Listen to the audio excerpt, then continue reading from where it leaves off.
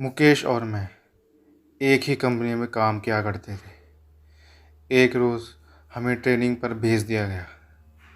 हमारी इससे पहले औपचारिक बातें ही हुआ करती थी, पर ट्रेनिंग पर हमें एक दूसरे को जानने का मौका मिला। हमें कमरे में एक साथ ही रुकना था। साथ रहकर हम आपस में काफ़ी घुल मिल गए थे। अक्सर रात को मुझ पर से चादर हट जाती तो मुकेश मुझे चादर ओढ़ा दिया करता था। मैंने उससे पूछा, क्यों जागते रहते हो रात भर? मेरी तो आदत है करवट बदल बदल कर सोने की, चादर तो टिकती ही नहीं। मुकेश ने मेरी बात का कोई जवाब नहीं दिया। अगले दिन वो कुछ शांत नज़र आने लगा। रात को सोते समय मुकेश ने जो मुझे बताया वो न केवल दिलचस्प था, बल्कि कुछ ऐसा था जो मैंने ना तो कभी सुना, ना ही कभी महसूस किया। ऐसा कम ही देखने को मिलता है। बात केवल विश्वास की ही रह जाती है। मुकेश ने कहना शुरू किया, आप शायद यकीन ना करें, 2003 का साल था। टीवी देखना, लाइब्रेरी जाना, दोस्तों से मिलना जुलना मेरी दिनचर्या बनी हुई थी। ऐसे में एक दिन मैं अपने दोस्त से मिलने उसके घर गया हुआ था। पता चला मेरे छोटे भाई दिनेश की तबीयत खराब है। मैं तुरंत घर को निकल पड़ा। वहाँ देखा परिवार के सभी लोग मौजूद हैं। दिनेश ज़ोरों से चीख रहा है, जैसे उसे किसी तरह का दर्द हो रहा हो। उसकी हालत बिल्कुल भी देखने लायक नहीं थी। 3-4 लोग भी मिलकर उसे संभाल नहीं पा रहे थे। पिताजी ने कहा, इसे तुरंत डॉक्टर के पास ले चलते हैं, पर माँ ने मुझे चुप रहने का इशारा किया। दिनेश चीखता और बेहोश हो जाता। दिनेश की चीखें अब भयानक होने लगी थी। कोई उसका सर दबा रहा था, कोई उसकी छाती मल रहा था। नानी ने कहा, इसे पूजा घर में ले चलो। इतना सुनते ही दिनेश जोरों से चीखा। शायद ये बात उसे पसंद नहीं आई। उसे घसीट कर पूजा घर में लाना पड़ा। यहाँ वो और भी ज़ोरों से चीखने लगा। उसे संभालना मुश्किल हो रहा था, तो उसने उसे कुर्सी से बांध दिया। फिर नानी ने उससे प्रश्न किया, बता कौन है तू? सुनकर दिनेश गुस्से में भर गया। उसका सर और छाती अब भट्टी की तरह तपने लगे। उसे अब संभालना मुश्किल हो रहा था। नानी ने फिर कहा, बता कौन है तू? इस बार दिनेश ने गुस्से में अपने दांत पीस लिए। उन दांतों को किटकिटाने की आवाज़ मेरे कानों में दर्द करने लगी थी। उसके बदन की सारी हड्डियां कड़क रही थी। आखिर में उसने अपनी जबान बाहर निकाली, जो काली पड़ चुकी थी। यकीन नहीं हो रहा था किसी इंसान की जबान खिंचकर इतनी लंबी हो सकती है। नानी ने फिर अपनी बात को दोहराया, बता कौन है तू? कहाँ से आया है? इस बच्चे ने तेरा क्या बिगाड़ा है? जहाँ से भी तुम आए हो वहीं लौट जाओ। बदले में जो कुछ भी मांगोगे हम तुम्हें देंगे, लेकिन इस बच्चे को छोड़ दो। दिनेश ने अपना आपा खो दिया। वो उसी तरह कर रहा था, दांत पीसता, चीखता, चिल्लाता और बेहोश हो जाता। होश में आने पर उसे संभालना मुश्किल हो जाता था। मुझसे ये सब देखा नहीं गया। मैं बाहर आ गया और रोने लगा। उस वक्त मैंने हनुमान जी को याद किया, मंदिर में दिया भी जलाया। रोते रोते भगवान से दिनेश के ठीक होने की प्रार्थना की और अब वापस दिनेश के पास आ गया। दिनेश के रोने चीखने से वहाँ अब जमघट लग चुका था। लोग भीड़ में भी दिनेश उसी तरह की हरकतें किए जा रहा था। उसके शांत होने पर मैंने उसे पानी पिलाया।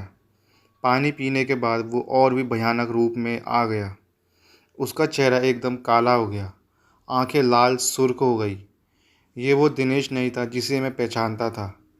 ऐसा लग रहा था जैसे उसकी आंखें फटकर बाहर आ जाएगी। पास जाने पर वो हर किसी को काटने को दौड़ता, अपना मुंह नोचने लगता और फिर वो शांत हो गया और रोने लगा। मैंने पूछा, तुम कौन हो? क्यों हमें परेशान कर रहे हो? दिनेश ने मेरी तरफ ऐसे देखा जैसे मेरी जान ले लेगा। दिनेश कुछ देर तक मुझे घूरता रहा। वो दिनेश नहीं था, उसकी जगह किसी और ने ले ली थी। सबको बारी बारी घूरने के बाद उसकी आंखें अपने कोटर में गोल गोल घूमने लगी। ऐसा नज़ारा जीवन में पहली बार ही देख रहा था। बल्कि मैं तो कहूँगा ये सब कुछ जीवन में पहली बार ही देख रहा था। वो चीखना चिल्लाना, वो भयानक सी हंसी, वो दांत पीसना, किटकिटाना, दर्द में कराहना, हड्डियों का एक साथ कड़कना, सब कुछ एक मनुष्यत में बदल चुका था। फिर दिनेश ने एक लंबी सांस खींची और छोड़ी। उसकी सांस की दुर्गंध इतनी थी, सब अपना मुंह ढक कर घर से बाहर निकल गए और वो पागलों की तरह हंसा। वापस अंदर जाने पर दिनेश फिर सभी को घूरने लगा।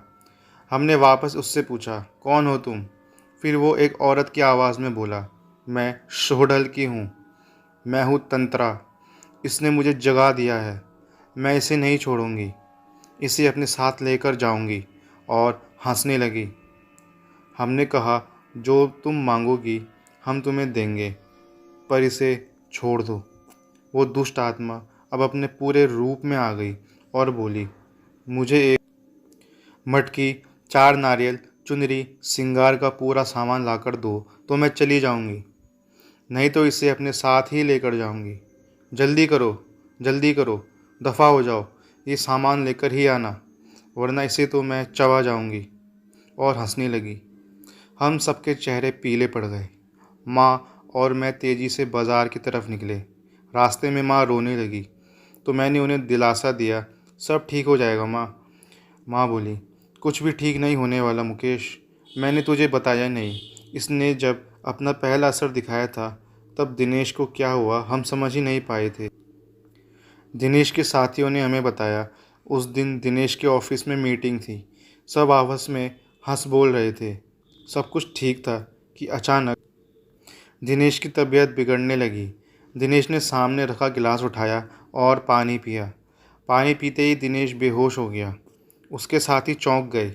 2 लोगों ने मिलकर उसे टेबल पर लिटाया। उस समय उसकी आंखों से आंसू बह रहे थे। वो अपनी साथियों से कुछ कहना चाह रहा था, लेकिन उसके मुंह से एक शब्द भी नहीं निकल पा रहा था।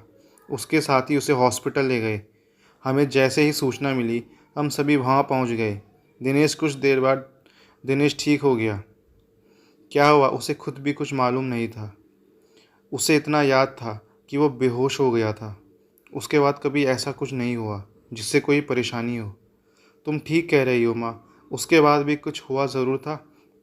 क्या मतलब? माँ बोली, मतलब ये माँ, पिछली बार जब मैं छुट्टियों में घर आया था, उस रात मैं कमरे में सो रहा था। रात के 3 बजे का समय था। कमरे की खिड़की खुली थी और उससे तेज़ हवा कमरे में आ रही थी। उस हवा के शोर से मेरी आँख खुली। मैंने देखा एक साया मेरे पास खड़ा था।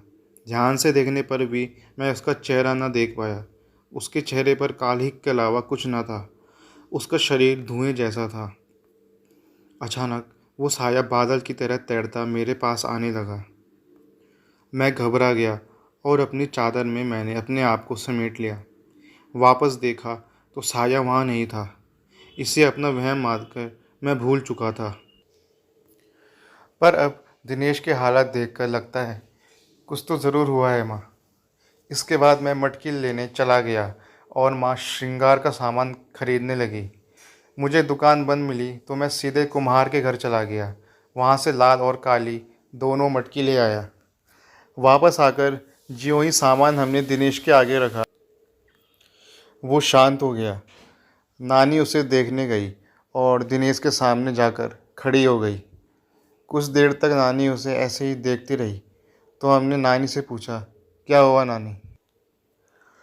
नानी हमारी ओर पलटी और नानी के चेहरे के भाव दिनेश जैसे हो गए थे। हम और भी घबरा गए।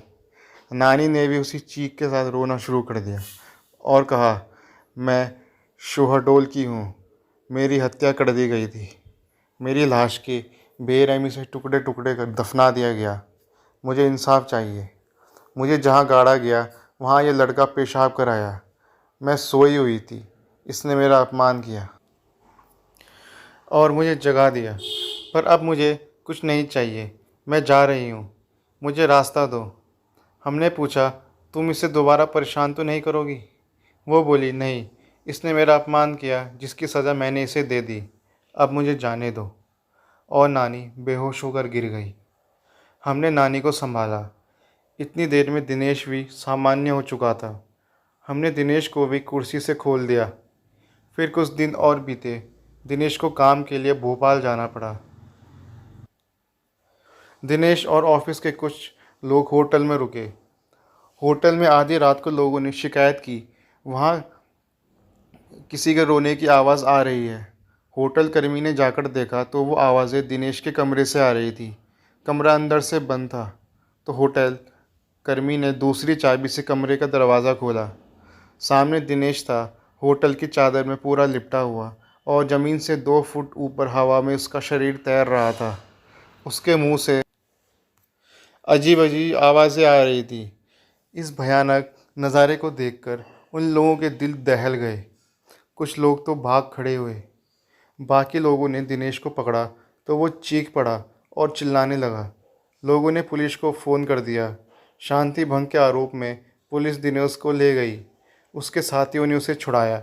उसके बाद दिनेश का लगातार यही हाल रहा। किसी ने मंडल के जंगलों में एक तांत्रिक होने की बात हमें बताई। शायद वो दिनेश को ठीक कर सके। हमने उसे बुलाया। उस तांत्रिक ने भी आत्मा से बातें की तो उसकी वो मांग शुरू हो गई। मटकी, 4 नारियल, चुनरी और श्रृंगार का सामान। अभी तक याद है मुझे वो किस तरह अपनी मांगें दोहराती थी। इन सब के साथ उसने शराब भी मांगी। रात के समय शराब कभी भी नहीं मिली। मैं भागा भागा अपने मोहल्ले की उन गलियों में गया जहाँ से मुझे गुजरना भी गवारा नहीं था। पर भाई की सलामती के लिए भी उन गलियों में गया जहाँ अक्सर लोग नशे में धुत पड़े रहते थे। शराब की दुर्गंध के कारण दिन में भी उस गली से कोई नहीं गुजरता था। वहाँ जाकर मैंने उन लोगों से शराब मांगी तो उन्होंने कहा, क्या आज तू भी पिएगा? आजा आजा बैठ यहाँ, आज तू बेटा सारे गम भूल जाएगा। मैं गम भुलाने नहीं आया हूँ। मेरे भाई की तबीयत खराब है, उस पर ऊपरी साया है। तांत्रिक शराब से पूजा करेगा। ये सब जानने के बाद उन्होंने अपनी शराब की बोतल मुझे दे दी, जिसे लेकर मैं लौट आया। इसके बाद शराबियों से मेरी नफ़रत कम हो गई। तांत्रिक ने पूजा शुरू की। रात भर तांत्रिक पूजा करता रहा। दिनेश कभी चीखता, कभी चिल्लाता, कभी दर्द में कराहता, कभी गुस्से में तांत्रिक को गालियाँ देता, कभी मुझे घूरता, कभी तांत्रिक को घूरता। तांत्रिक का उस पर कोई ध्यान नहीं था। वो एक दाना गेहूं का लेता, कुछ मंत्र पढ़ता और उस दाने को दिनेश पर फेंक देता। उस दाने के शरीर पर पड़ते ही दिनेश बुरी तरह तड़पने लगता। उसके मुंह से जानवरों के जैसे गुर्राने की आवाज़ें निकल रही थी। वो जानवरों की तरह हरकत करने लगा था। दिनेश की आवाज़ उसके गले में ही बंद कर रह गई थी। वो क्या बोल रहा था कुछ समझ नहीं आ रहा था। सुबह तक दिनेश ठीक हो गया और बेहोश रहा। शायद इन सब से उसका शरीर थकने लगा था। उसका चेहरा पीला पड़ने लगा था। शरीर सूख कर लकड़ी जैसा हो चला था। फिर भी कहीं ना कहीं मेरा भाई इन बुरी शक्तियों से लड़ रहा था। मुझे यकीन था। कुछ दिन और बीतने पर दिवाली का त्योहार आ गया था। धनतेरस का दिन था और मैं टीवी देख रहा था। दिनेश कमरे में आया और बेहोश हो गया। मुझे लगा वापस वही सब शुरू होने वाला है, तो मैंने उस कुर्सी से बांध दिया।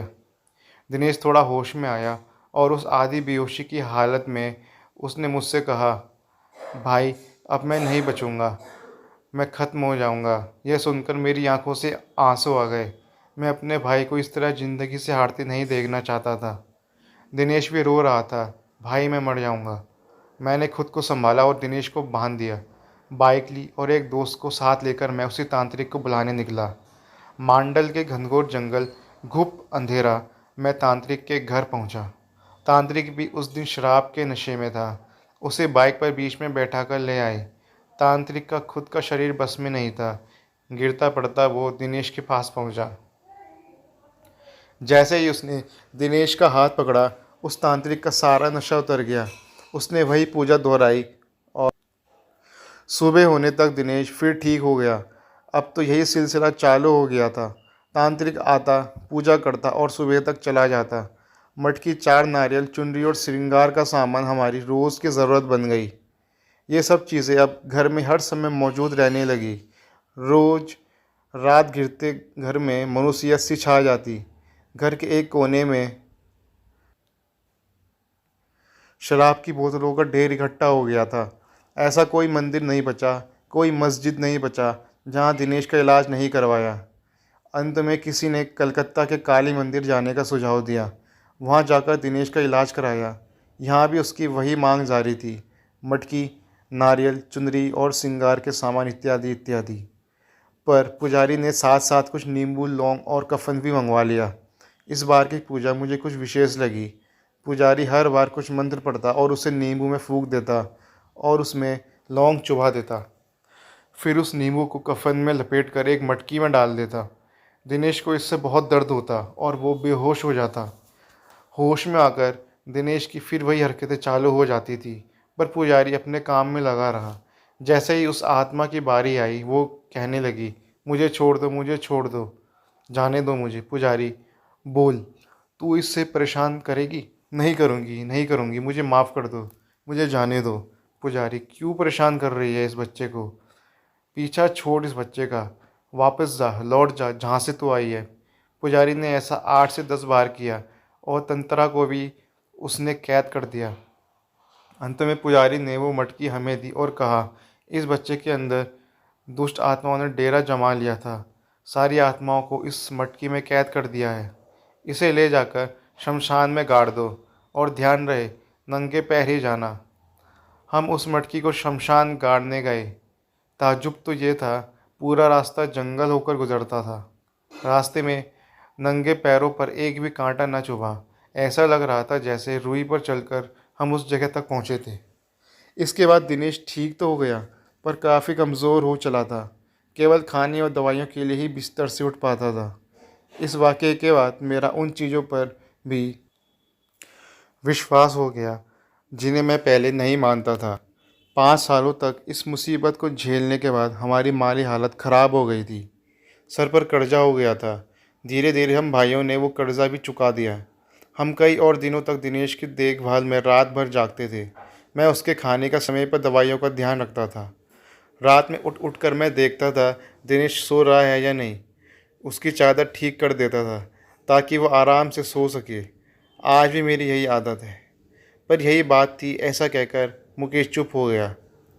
इस कहानी को ध्यान से सुनने के बाद अंत में मैंने मुकेश से कहा, बेशक ये कहानी किसी के लिए बेमिसाल हो या ना हो, लेकिन तुम दोनों भाइयों का आपसी प्यार बेमिसाल है। तो दोस्तों, ये थी आज की कहानी। उम्मीद है आपको पसंद आई होगी।